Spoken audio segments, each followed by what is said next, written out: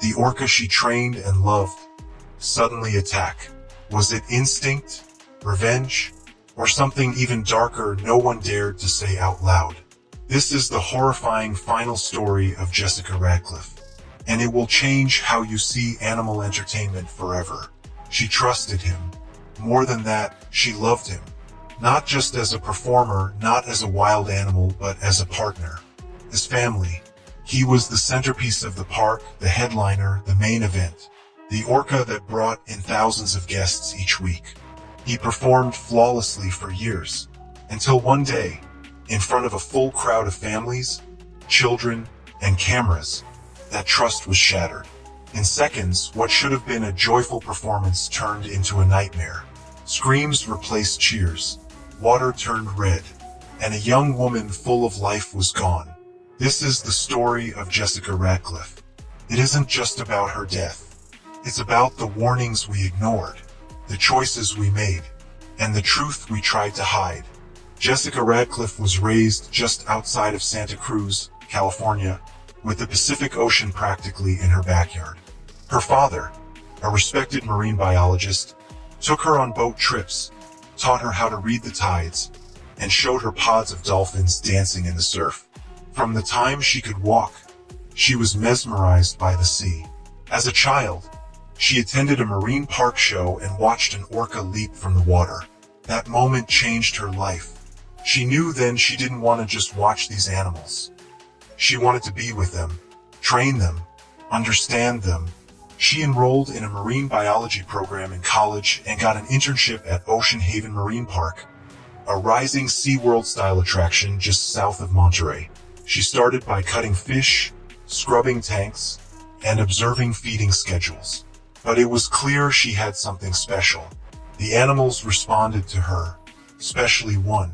Mallow was Ocean Haven's star orca, 22 feet long, 12,000 pounds, black and white, with a massive dorsal fin that towered like a sail.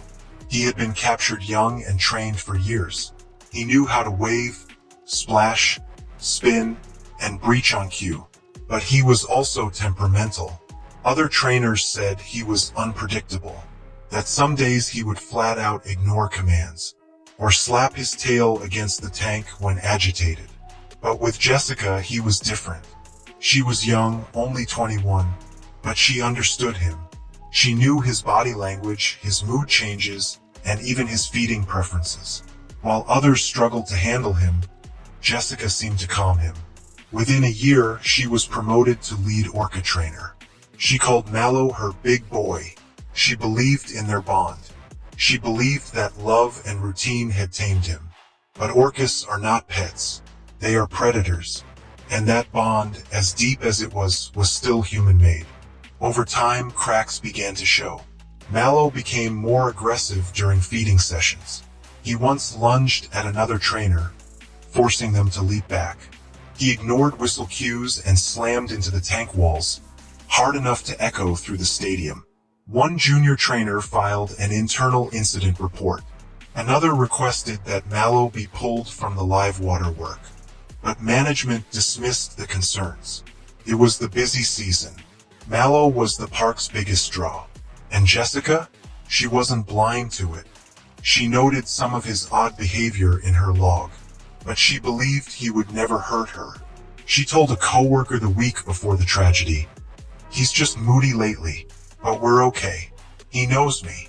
But wild instincts don't vanish. They wait, and sometimes they snap. July 6, 2011. A sunny afternoon in California. Ocean Haven was packed. The stadium was filled with over 2,000 guests, families, school groups, tourists.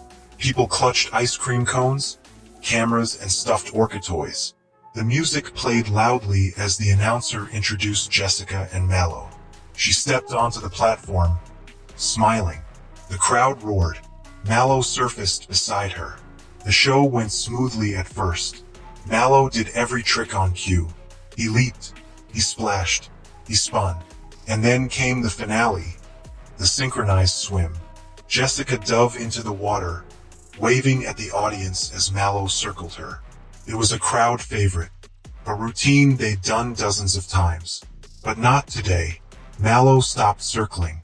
In a flash, he lunged. His jaws clamped down on Jessica's torso. She didn't even scream. He yanked her under the surface with terrifying force. Gasps erupted from the stands. Parents pulled their children back. Screams echoed. Mallow thrashed violently, dragging her deeper. The water turned murky with blood. Trainers rushed to intervene. They tossed fish, ropes, and buoys. One grabbed a pole and shouted commands. Nothing worked. Jessica was underwater for over a minute. When he finally released her, she floated motionless. Divers pulled her out. Her wetsuit was torn. She had massive internal injuries, crushed ribs, and had drowned. She was pronounced dead on the pool deck. The park was evacuated in minutes. Children were crying. People screamed. Others stood frozen, horrified.